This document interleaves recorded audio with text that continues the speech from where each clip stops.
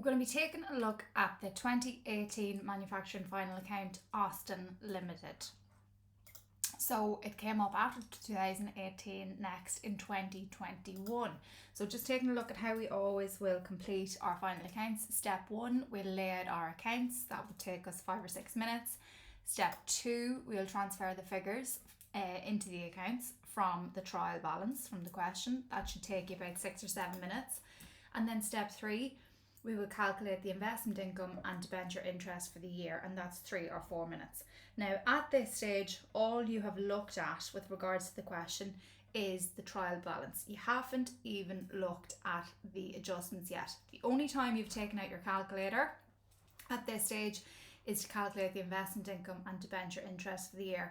And at this stage in the question, you've also passed the question. So it's really vital that you get each of these stages right and that you practice doing them within this time frame, because when you get to this point and you get them done in this time, you will, create more time for yourself to do the adjustments and spend a bit more time on them. Okay, so step 4 is where we will start looking at our adjustments and complete our adjustments, which should take you approximately 32 minutes. And then step 5 is where we tot up all of your totals, and that should take you 5 minutes. Okay, so again, just an example of one that I read out. Now this is a company account, but you can just see how it's not that neat. It's a bit chaotic looking, but I have all of the workings done on the face of the accounts. The only thing I might have went to a separate workings page for might have been the bank adjustment. But you can see how you can more or less get it all done there. When we do that, we reduce the errors that we will make from not transferring over figures from our workings and also transferring our workings over incorrectly. Another thing that we will do is we will save tons of time. We don't need to be shuffling over and back and everything else. So I really would recommend that you do it this way. And as well, in the summertime, an examiner is going to be thrilled to see all of your workings here, because they won't have to go searching through the pages, and examiners can miss workings. Okay, so I've corrected the appeals on a few occasions and I see marks that examiners do miss out on. So this is really, there's a lot of advantages to doing it like this. Okay, so steps 1, 2 and 3, if you want to take a better look at it, if you're not sure how to do this yet, you can look at the steps 1, 2 and 3 video, but for now I'm just going to fly through it. If you want to set yourself a timer and set yourself a challenge, you can do that, but I won't be talking through this bit because it's in that other video. So let's just take a look at that now.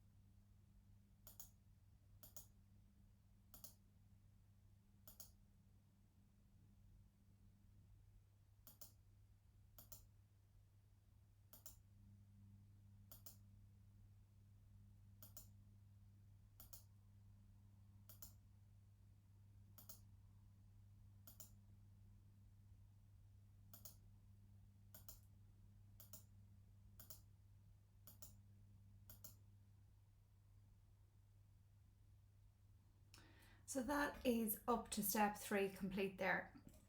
So again, if you have any questions about any of that, send me a message. But if you haven't looked at the steps 1, 2 and 3 video recently, I would definitely recommend that you take a look at that, because up to this point you have earned so many marks and you've really, laid the foundation for doing really, really, really well in this question. Right, so now we will take a look at the adjustments. So again, I would say that our adjustments 32 minutes here. If you practice them loads and make sure you've gone over all the videos with all the different types of adjustments, you'll find that you're going to do this in a lot less than 32 minutes. This question, if you're very well practiced, you know, you will sail through it, and it might mean that it'll give you other time, a bit more time in other questions in the paper that you might have, that you might maybe struggle with potentially. Right, so starting the adjustments. In my opinion, the adjustments in manufacturing accounts are actually an awful lot easier. You'll sail through them a lot quicker than sole trader final accounts and company final accounts. And I think the reason for that is they don't make them as lengthy because you have the extra account to write out. So you'll find we will race through these adjustments here. Okay, adjustment number 1. Stocks on hand at 31st the 12th 2017, finished goods 68,100, raw materials 31,500, work in progress 40,200. So what goes where? Well, our raw materials and our work in progress are going to go into our manufacturing account, okay, because that's got to do with the factory, but the finished goods themselves will go into the trading profit and loss, and then all 3 of them will go into the balance sheet. So it's going to look like this. So you're going to put your raw materials up the top, 31,500, open your brackets there for anything else we might have to do. And then at the bottom, closing stock, work in progress, 40,200 down the bottom. And then we'll have our finished goods, closing stock, finished goods here in the trading account. Now we'll have all 3 of them here. I would just say you can have closing stock and then just raw materials, work in progress and finished goods, but you'll see at the end, I would say we'll write in the figure from each of them. So beside each raw materials, you'll write the closing stock raw materials figure. The work in progress, you'll write the work in progress figure, and the finished goods, you'll write the finished goods figure. So you only really need to do it in one line there, just to save you space if you need it. Okay, adjustment number 2. It was discovered that finished goods had been sent to a customer on the 31st of the 12th, 2017 on a sale or return basis. These goods had been recorded as a credit sale of 17,500, which is a markup on cost of 25%. Okay, so again, it's an agreement between buyer and seller that if the buyer does not sell the goods, they can return them to the seller, and the seller will not charge them any money for doing that. Okay, so what we need to do is rewind the credit sale.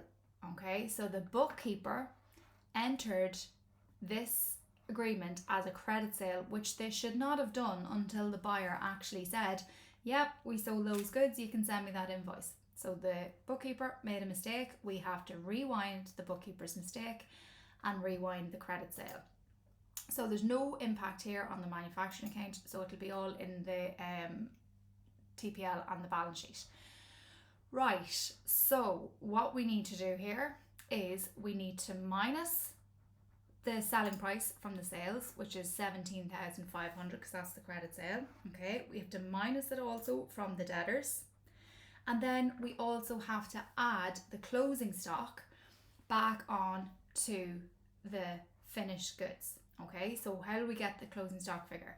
Well, it's the selling price divided by 125 and multiplied by 100. So it is 14,000 euro.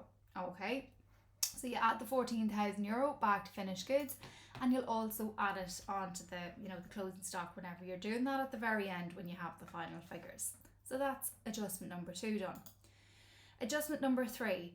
The suspense figure arises as a result of discount allowed 600 entered only in the debtors account and credit purchases of raw materials 6,000 entered on the incorrect side of the creditor account.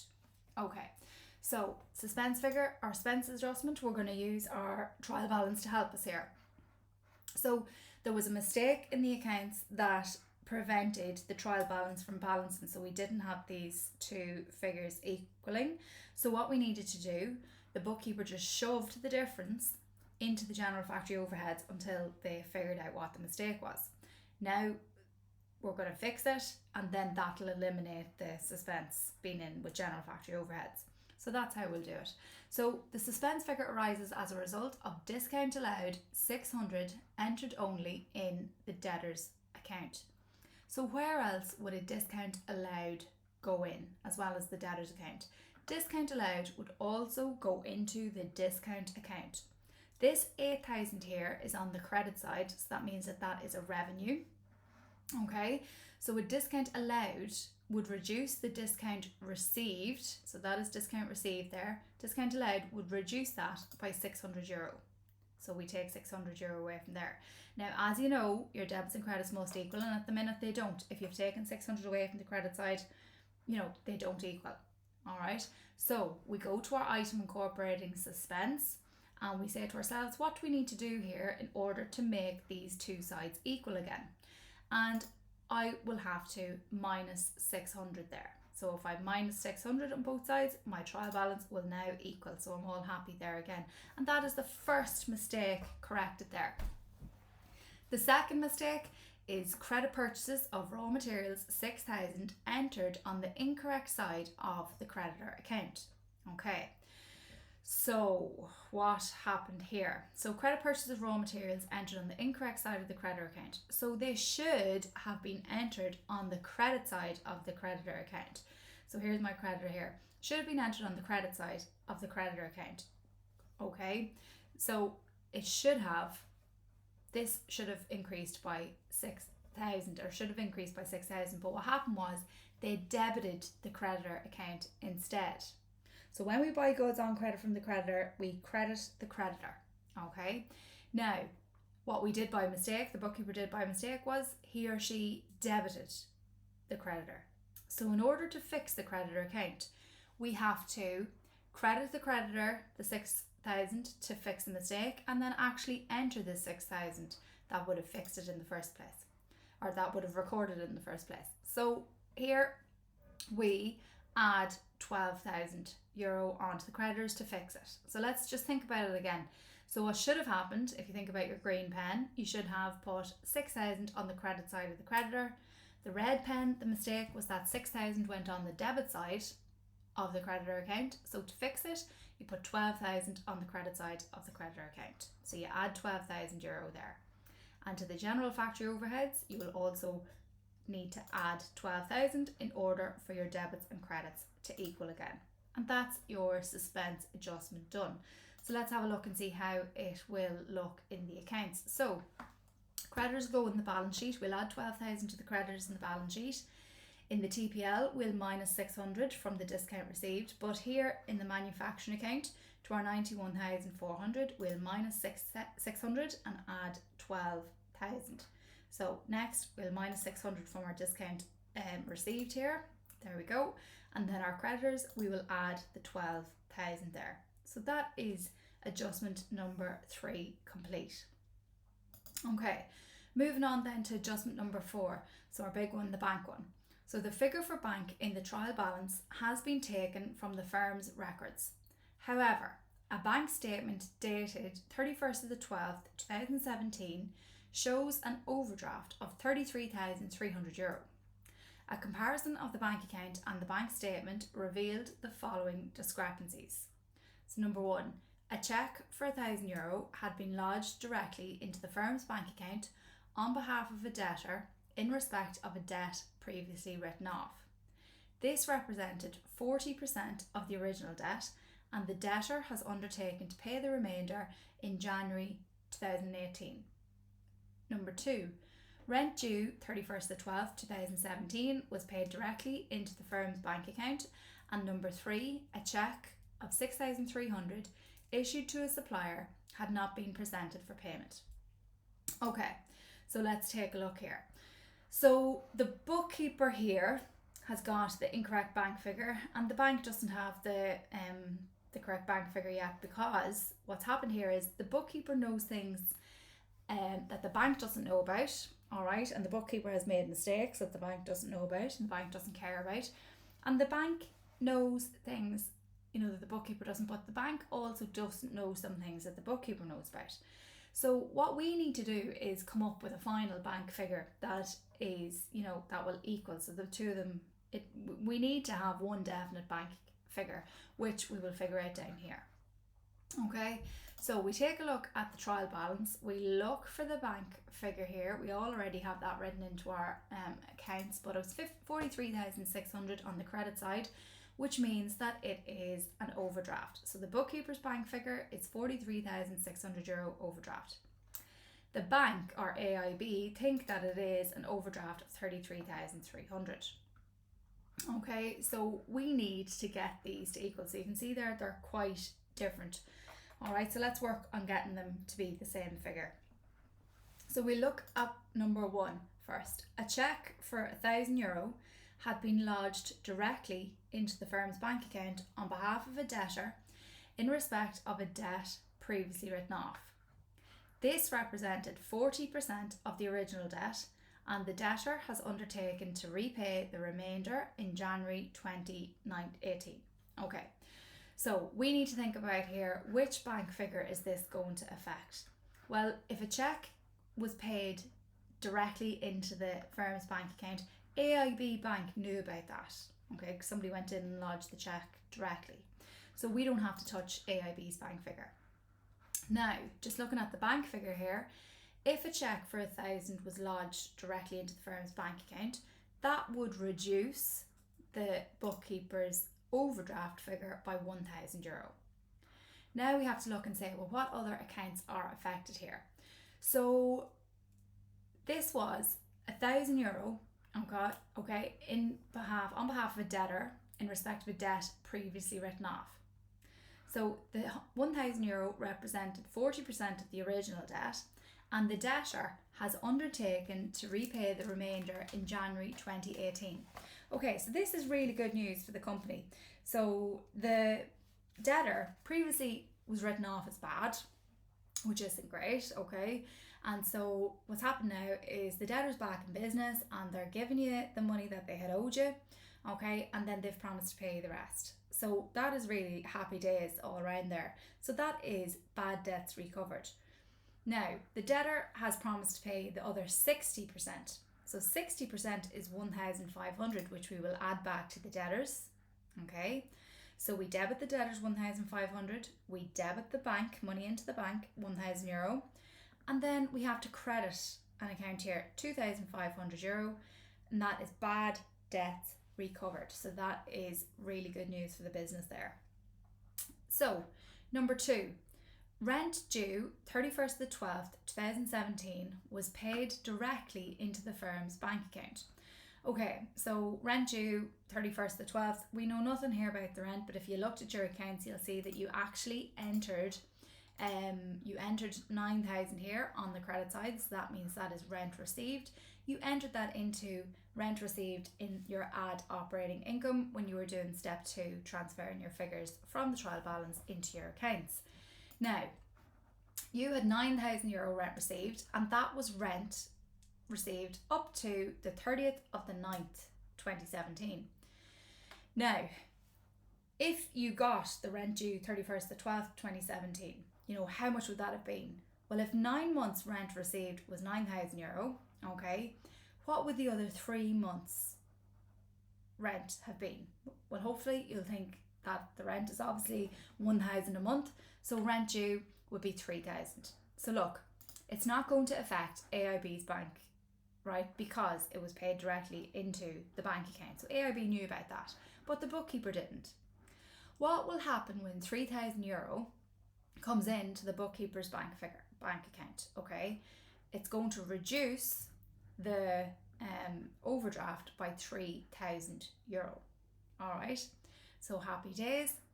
What else do we have to do in the other accounts? Well, we have to add €3,000 rent received to our already €9,000 rent received in the trading profit and loss in your add operating income. So that's number 2 done.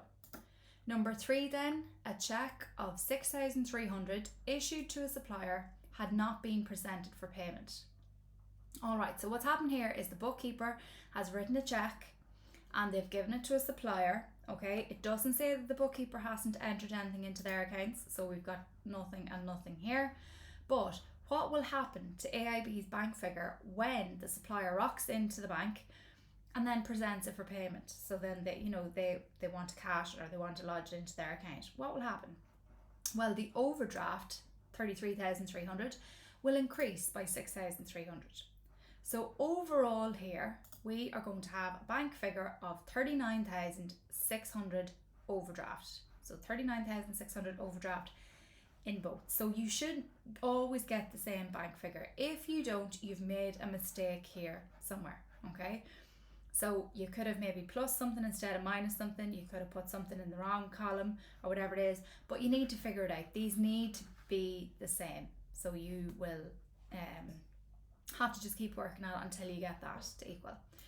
Okay, so with this, there's no impact on the manufacturing account, but in the trading profit and loss and the balance sheet, this is how it's going to look. So you've got your bank, minus 1,000, minus 3,000. Okay, then you've got your debtors, plus 1,500. Then you enter your bad debts recovered, 2,500 in the add operating income. And then your rent received, you're going to add the €3,000 rent received there. And that's your bank one complete. Okay, note 5. Provide for a recent wage increase of 5% to be backdated to cover the 3 months from the 1st of the 10th, 2017. Okay, right, so what's happened here? All of the employees are going to be getting a 5% wage increase, all right, to cover the 3 months from the 1st to the 10th, so the 10th, 11th and 12th. So what we do here, we take a look at the 200,000, okay, and we figure out what is that, multiplied by 5%, multiplied by 3 over 12 months, and we work that out to be 2,500. So to our 200,000, we have to add 2,500 to that. Now, provide for. This has not happened yet. We have not paid these employees this yet. So we owe them that money, okay, as of the 31st of 12th. So what we're going to have to do here is we'll have to say wage increase due here, €2,500. Okay, because we owe them that we haven't paid them yet. We must pay them €2,500. Okay, adjustment number 6. During 2017, January through to December, Austin Limited built an extension to the warehouse. The work was carried out by the company's own employees. The cost of their labour, €24,000 before the wage increase, was included in factory wages. The materials, costing €31,500, were taken from stocks. No entry had been made in the books in respect of this extension. Okay, so why are they telling us this about January through to December? Why are they telling us this? Well, we need to think about that recent wage increase. Those men or women that helped build the extension will be due a wage increase as well. So we'll think about that now in a second before we finish this adjustment. All right. So what we need to do here, all right, we need to take the cost of the factory wages out of the manufacturing account, and we need to put it into the balance sheet for the buildings. Why do we take the 24,000, okay, and then the 300 out from factory wages? It's because it is not factory wages, okay? This cost of manufacture is going to tell us how much did it cost for the business to manufacture the goods that it sells, okay, and not how much did it cost to manufacture the goods that it sells and build an extension for the business at the same time. So if the cost of manufacture was seriously inflated, if it had the 24,300, you know, the cost of manufacture would be totally over the top, and then in turn we'd be doing a selling price that would be way out of reach for our customers, and we would get no business at all. So look, it's not a business expense. It is not wages to make, it is not wages that it took to make the product that the business sells. So we take that away. So the 24 is taken away. Now, what is the 300 all about? So I just said there recently, 300, we need to account for the fact that some of the men and women that built the extension, okay, need to get a pay rise as well, because of the last adjustment where it said they needed to be getting a 5% pay rise to be backdated for the last 3 months. So €300 is the figure we came up with for that. How do we get that? Well, it's 24,000 multiplied by 5%, okay, and then multiply by the 3 over 12. So that is the €300 there, okay. Now, we also need to take away the purchase of raw materials, because it says the materials costing 31,500 were taken from stocks. So this purchase of raw materials figure here includes the stock that the employees used to make the extension. So we have to take the cost of making the extension out of the purchases, because again, our purchase figure would be inflated by 31,500 and then the cost of manufacture would be totally wrong. So we take all of the costs for making the extension out of the manufacturing account and we add them to where they actually belong, which is in the fixed assets in the balance sheet. So we add the 24,000 and the 300 wages that it cost to make the extension, and we add the 31,500 as well. So that's the that adjustment there. Right, adjustment number 7. Included in the figure for sale of scrap materials is €3,000 received from the sale of an old machine on the 30th of the 6th, 2017. This machine had cost €20,000 on the 1st of the 4th, 2011.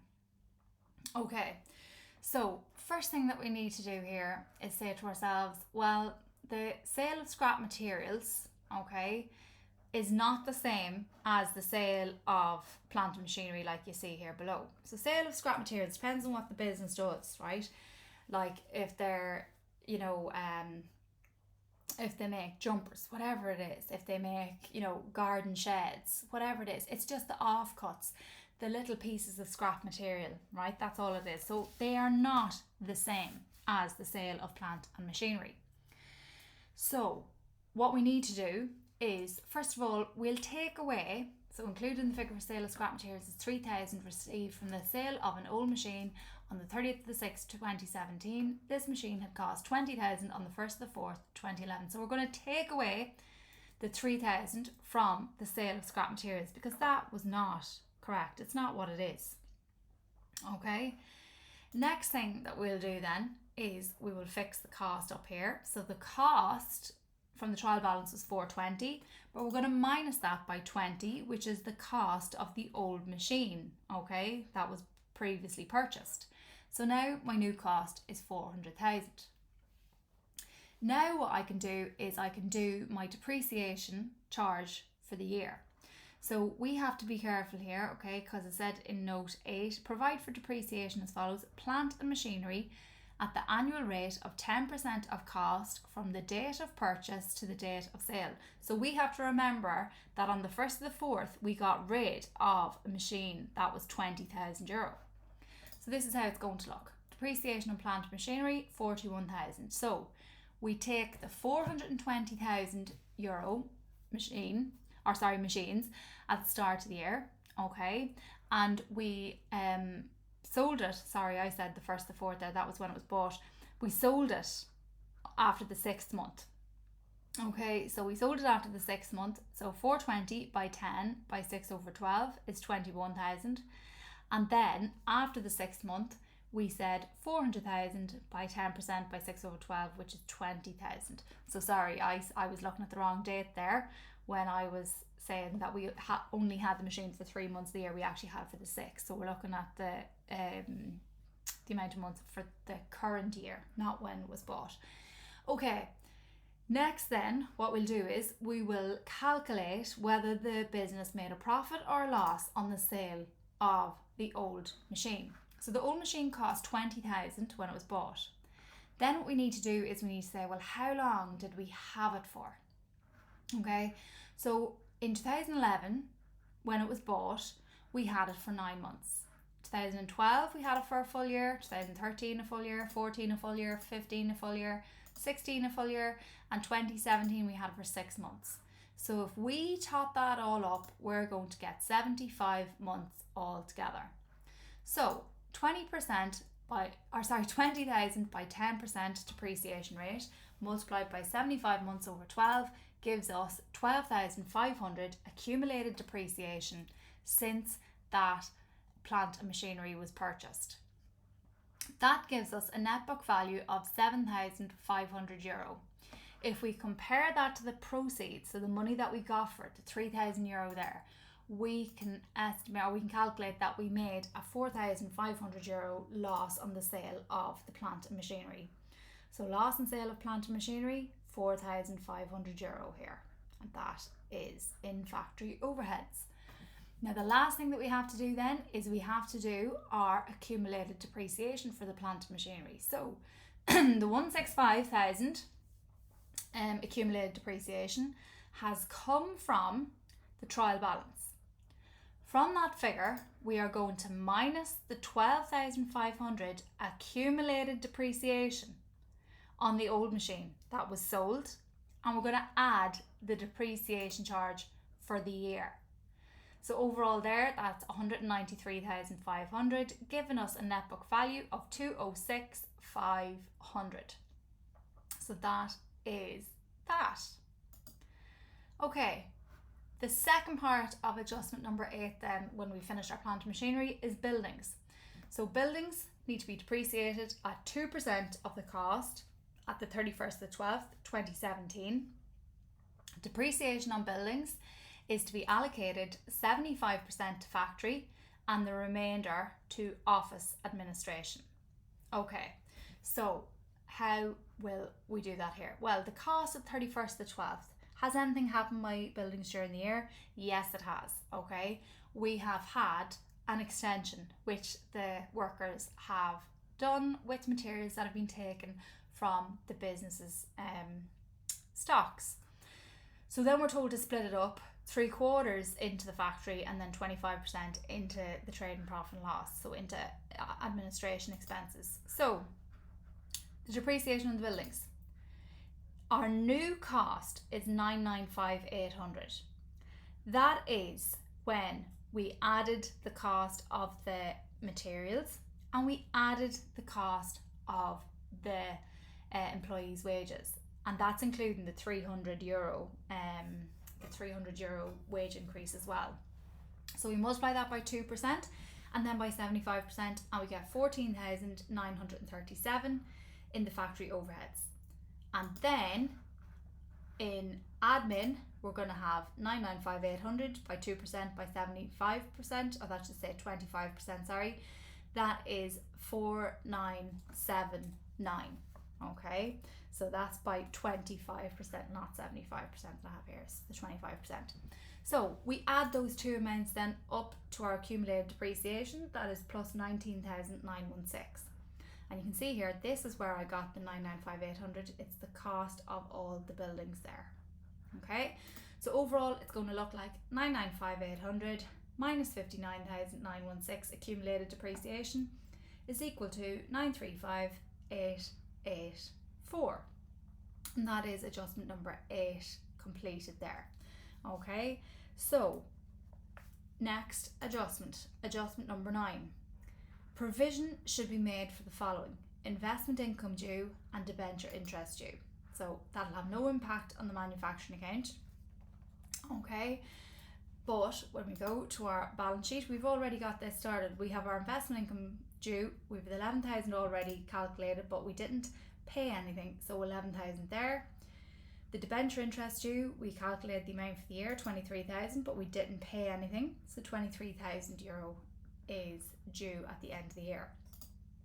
Second part of adjustment number 9, the creation of a provision for bad debts equal to 6% of debtors on the 31st of the 12th, 2017. Now, the creation of a provision for bad debts. So provision for bad debts is where we are going to be very cautious, be very prudent, take care, right, to note that we might not receive all of the money from the debtors who owe us money. Okay, some debtors might go bankrupt or something, so this is us providing for the fact that this could happen. We are anticipating that we might not receive all of it from the debtors. So creation of a provision for bad debts equal to 6% of debtors. So that's going to be based on our new debtors figure. So there's no impact on the manufacturing there, but our new debtors figure here, after all the adjustments have been done, is €46,000. If we multiply that by 6%, we're going to get a bad debts provision of 2,760.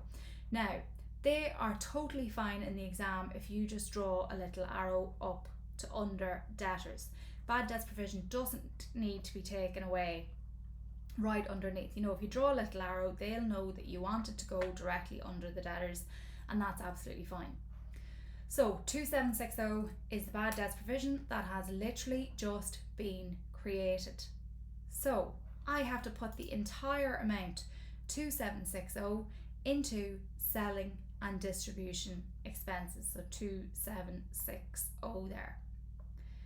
Now that is basically then the end of all your adjustments. So as I said, manufacturing adjustments don't seem to last as long as sole trader and company accounts, which is really good. Last thing you have to do is just tot up your totals. So at this moment in time, this is what you've got. Okay, so what we need to do is we just need to tot everything up then. Okay, so you're just making sure you're closing all your brackets, bringing everything across, you know, making sure you're totting everything up. All right, in some cases you might get your own figure. If you didn't get this figure here, you might get marks for your own figure, so you want to make sure you get time to tot it all up. As you can see here, I've just drawn a little arrow up to my debtors here. It is very, very, very important that you tot up these two columns under your tangible fixed assets, and it's very important that you tot up your authorised and issued share capital, because you can get penalty marks taken away from you if you do not do that. So in this question here, you're getting total net assets of €1,533,224 and capital employed of the same amount. Now, take care, as I say, always make sure you get the order from operating profit onwards correct, and make sure you get from finance by downwards correct. So just please, please, please take care of the layout, which is your step one. But that is the 2018 manufacturing account Austin Limited complete.